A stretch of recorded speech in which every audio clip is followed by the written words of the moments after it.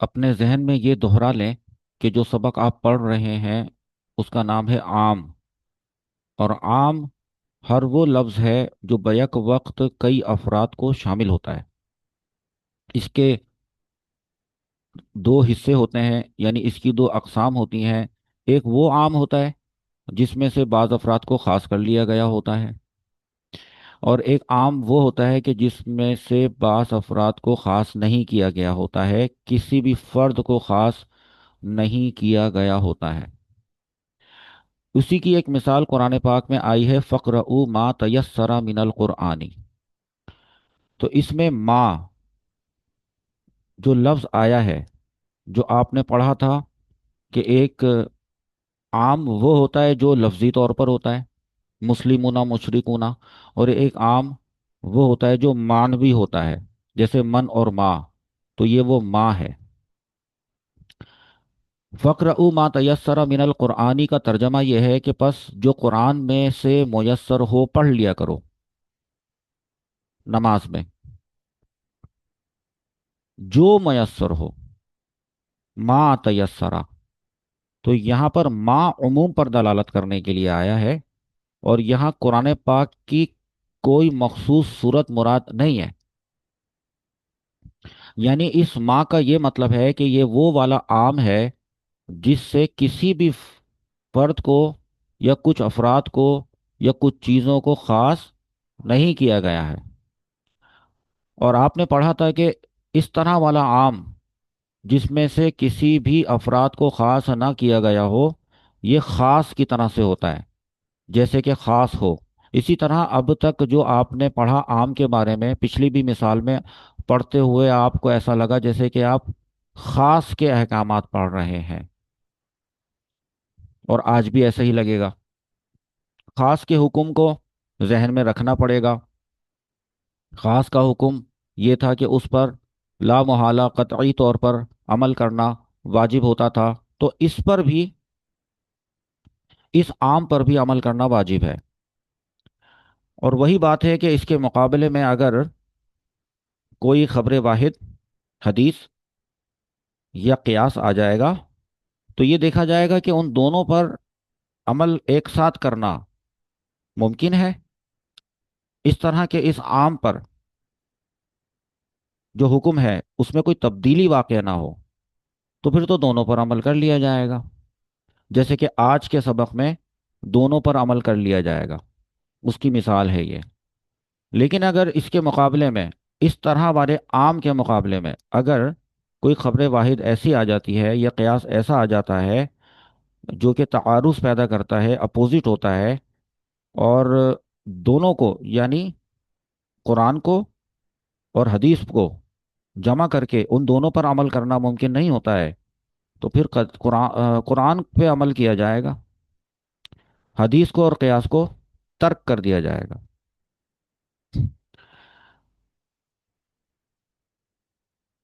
تو سبق یہاں سے شروع ہوتا ہے کہ وَبِمِثْلِهِ نَقُولُ، اور اسی طرح ہم فرمان بیان کرتے ہیں فی قوله تعالی، اللہ تعالیٰ کے قول میں، فَقْرَؤُوا مَا تَيَسَّرَ مِنَ الْقُرْآنِ، پس جو قرآن میں سے میسر ہو پڑھ لیا کرو۔ تو اس عبارت کو پڑھنے سے پہلے نفس مسئلہ ذرا سمجھ لیں، پھر آپ کو یہ عبارت اور اس کا ترجمہ بھی سمجھ میں آ جائے گا۔ مسئلہ یہ ہے کہ جب اللہ رب العزت نے یہ ارشاد فرما دیا ہے کہ نماز میں جو قرآن میسر ہو پڑھ لیا کرو، تو اس سے یہ ہمیں پتہ چلتا ہے کہ نماز میں قرآن کی کوئی نہ کوئی تلاوت کرنا تو لازمی ہے، یا کسی خاص صورت کا ذکر نہیں ہے، اس لیے اس کا حکم عام ہے۔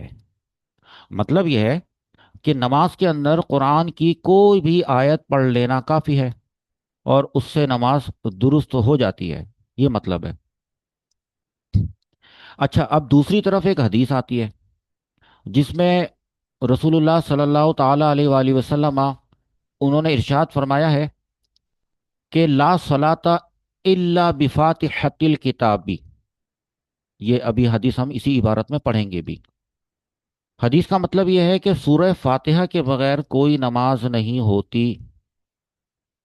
تو اب بظاہر دیکھنے میں یہ لگتا ہے کہ قرآن کی آیت فَاقْرَؤُوا مَا تَيَسَّرَ مِنَ الْقُرْآنِ، جو کچھ میسر ہو جتنا آسان ہو پڑھ لیا کرو، اس میں سورہ فاتحہ کا کوئی کو مخصوص نہیں کیا گیا ہے۔ تو قرآن کی یہ جو آیت ہے اور حدیث میں ہے کہ سورہ فاتحہ کے بغیر کوئی نماز ہی نہیں ہوتی، تو بظاہر دیکھنے میں یہ لگتا ہے کہ قرآن کی آیت اور حدیث آپس میں ٹکرا رہی ہیں، تعارض ہے ان کے درمیان، ایک دوسرے کے اپوزٹ ہیں۔ قرآن کہتا ہے کہ جو میسر ہو پڑھ لو، اور حدیث کہتی ہے کہ بغیر سورہ فاتحہ کے نماز ہی نہیں ہوتی۔ اب دیکھیں، امام شافعی رحمۃ اللہ تعالی علیہ اور امام احمد بن حنبل رحمۃ اللہ تعالی علیہ کے نزدیک اس کا یہ حل ہے کہ سورہ فاتحہ پڑھنا فرض ہے۔ ان کے نزدیک اگر سورہ فاتحہ نماز میں نہیں پڑھی گئی تو نماز سرے سے درست ہی نہیں ہوگی۔ اور امام مالک کے نزدیک رحمۃ اللہ تعالی علیہ، وہ فرماتے ہیں کہ سورہ فاتحہ پڑھنا سنت ہے۔ ان کے نزدیک قرآن کا کوئی حصہ پڑھ لیا جائے تو کافی ہے، نماز درست ہو جائے گی۔ تو یوں آپ دیکھ رہے ہیں کہ بظاہر اختلاف کے باوجود ہر امام نے قرآن اور حدیث دونوں کو سامنے رکھ کر اپنی اپنی رائے دی ہے۔ تو ان کے جو فالوورز ہیں وہ انہی کی رائے پہ عمل کریں گے۔ لیکن ہم احناف نے ان دونوں کو جمع کر کے قرآن کی آیت فَاقْرَؤُوا مَا تَيَسَّرَ مِنَ الْقُرْآنِ اور حدیث کہ سورہ فاتحہ کے بغیر نماز نہیں ہوتی، ان دونوں کو جمع کر کے یہ خوبصورت حل نکالا کہ قرآن کے مطابق مطلقاً قراءت یہ تو قیام میں فرض ہے، اور حدیث کے مطابق سورہ فاتحہ یہ واجب ہے۔ فرض اور واجب کا فرق آپ کو معلوم ہے۔ لیکن اگر کسی وجہ سے نہ پڑھی گئی سورہ فاتحہ اور کوئی دوسری آیات پڑھ لی گئی اس کی جگہ، تو نماز تو درست ہو جائے گی مگر ناقص ہوگی، نامکمل ہوگی۔ دیکھیے، دراصل فقہائے احناف نے اس تعارض کو بڑی خوبصورتی سے حل کیا ہے۔ ہم نے کہا، یعنی احناف نے، کہ ہم قرآن اور حدیث دونوں پر عمل کریں گے، لیکن ایک خاص طریقے سے۔ وہ کیا ہے؟ کہ قرآن کے حکم کو اس کے عموم پر باقی رکھا جائے گا، کیونکہ ما تیسرا من القرآنی یہ عام ہے، کوئی بھی صورت، کوئی بھی آیت۔ اور نماز میں قرآن کی کوئی بھی قراءت فرض ہوگی، تو لہذا نماز میں قیام میں قراءت وہ فرض ہے۔ اور حدیث کو ہم اس معنی میں لیں گے کہ سورہ فاتحہ نہ پڑھنے سے نماز بالکل باطل نہیں ہوتی، بلکہ ناقص اور نامکمل ہو جاتی ہے۔ یعنی نماز تو ہو جاتی ہے لیکن اس کو کمال کا درجہ نہیں ملے گا۔ یہ کیا بات ہوئی؟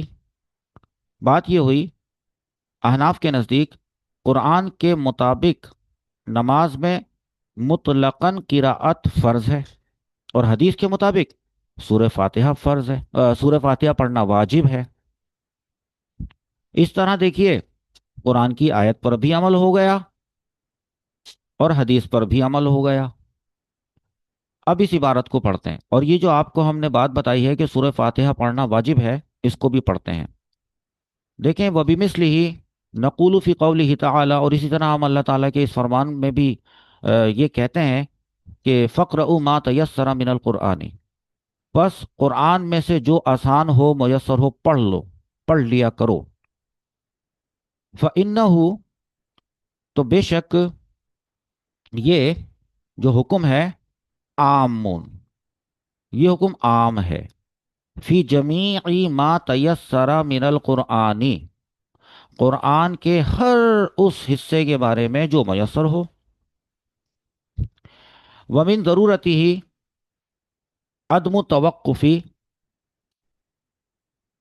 عدم توقف الجواز علی قراءۃ الفاتحۃ ومن ضرورتی ہی، اور اس عموم کا نتیجہ یہ ہے کہ جواز، جواز یعنی نماز درست ہونا صرف سورہ فاتحہ پڑھنے پر موقوف نہیں ہے۔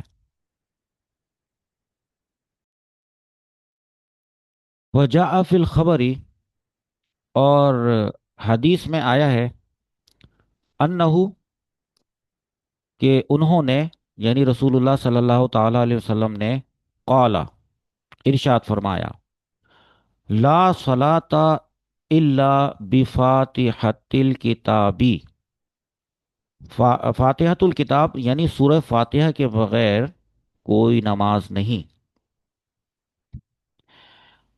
فعملنا، تو ہم نے عمل کیا، بہما، ان دونوں پر، آیت اور حدیث دونوں پر، علی وجہ، اس طرح سے کہ لا یتغیر بھی حکم الکتابی، کہ اللہ کی کتاب کے حکم میں کوئی تبدیلی واقع نہیں ہوئی۔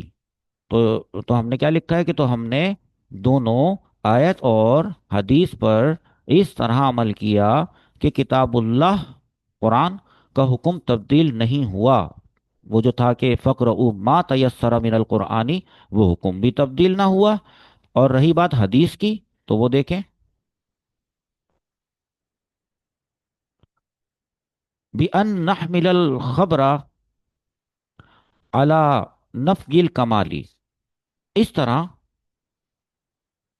کہ ہم حدیث کو نماز کے کامل نہ ہونے پر محمول کرتے ہیں، کہ لا صلاۃ الا بفاتحۃ الکتابی، فاتحۃ الکتاب، سورت الفاتحہ کے بغیر کوئی نماز ہی نہیں ہوتی۔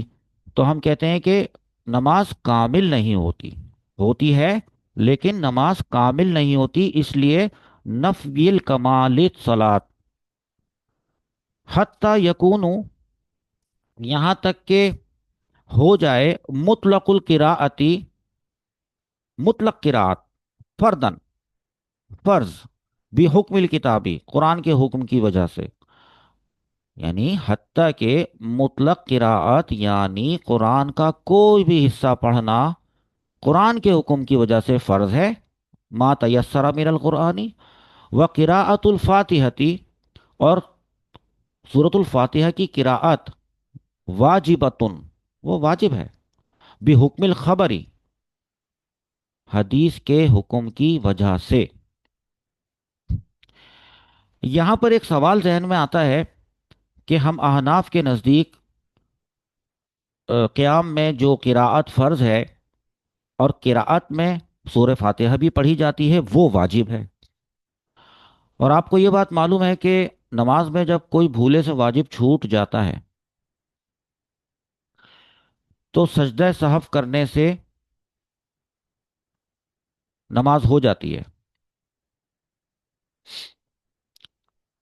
تو کیا اگر بھولے سے کسی نے سورہ فاتحہ چھوڑ دی، بھولے سے، تو واجب چھوٹ گیا، تو کیا آخر میں سجدہ سہو کرنے سے نماز ہو جائے گی؟ اس مسئلے میں ایک بیان سمجھ لیں، اور وہ یہ ہے کہ اگر سورہ فاتحہ پڑھنا بھول گیا، کسی کو یاد آئے کہ میں سورہ فاتحہ پڑھنا بھول گیا ہوں، اب دیکھا جائے گا کہ اس کو کس وقت یاد آیا ہے۔